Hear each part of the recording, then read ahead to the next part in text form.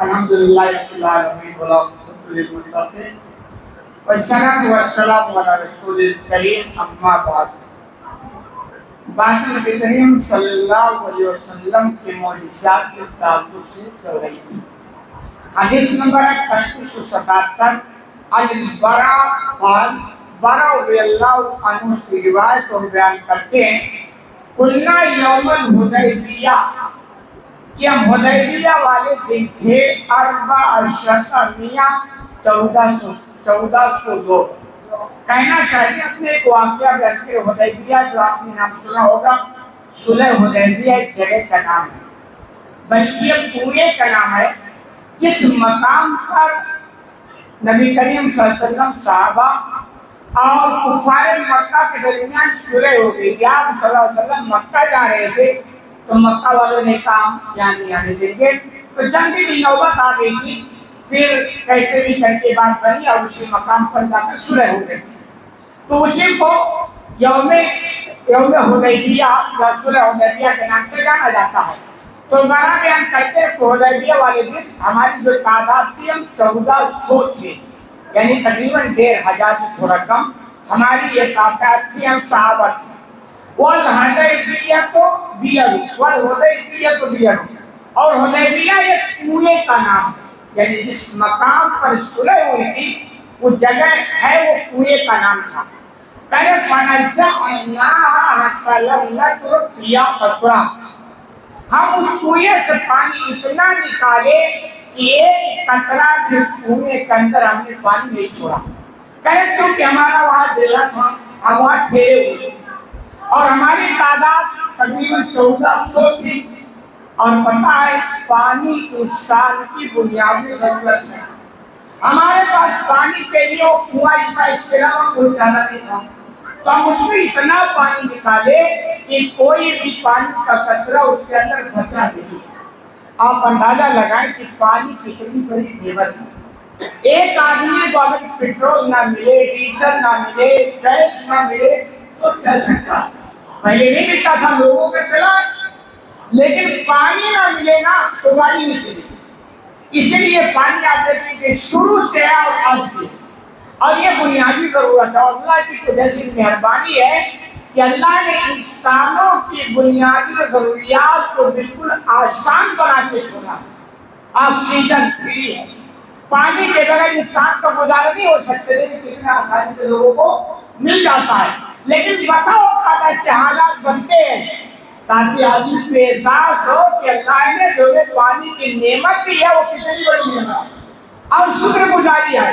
تو یہ واقعہ بیان کرتے ہیں کہ بھائی ہمارے حالات تو ایسے ہو گئے کہ اب ہمارے پاس پانی کا کوئی قطرہ نہیں، کیونکہ کنواں بالکل خالی ہو گیا تھا۔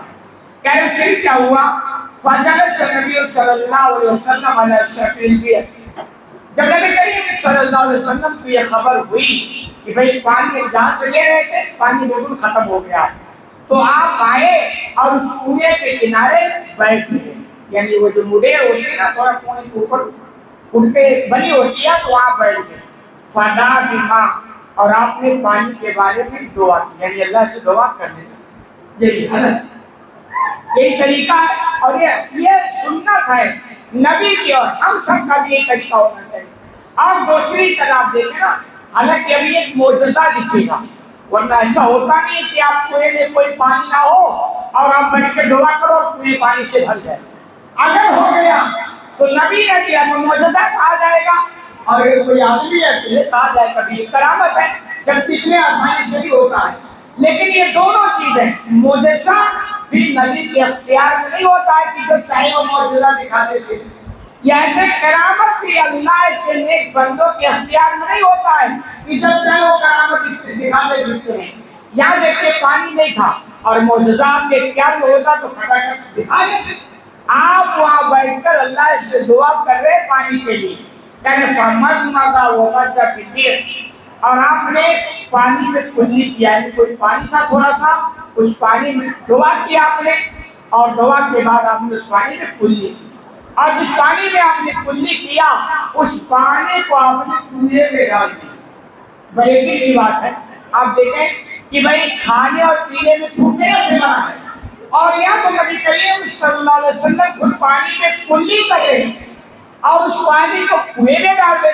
یہ چیز سمجھنا چاہیے کہ کچھ چیزیں ہوتی ہیں نا جو عام حکم کے علاوہ ہوتی ہیں, خصوصیات ہوتی ہیں کہ بھئی یہ خصوصی چیز ہے, یہ نبی کے ساتھ خاص ہے, یا یہ دعا کے اعتبار سے ہے, یا ایک معجزہ کے لیے, تو اس کی تخصیص کے احکام الگ آتے ہیں.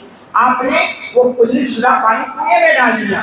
کہہ رہے فَمَكَثْنَا فِيهَا بَعِيدًا, راوی بیان کرتے ہیں کہ بس تھوڑی ہی دیر ہوئی تھی, یعنی آپ نے وہ کلی شدہ پانی کنویں میں ڈالا اور زیادہ ٹائم نہیں لگا تھا.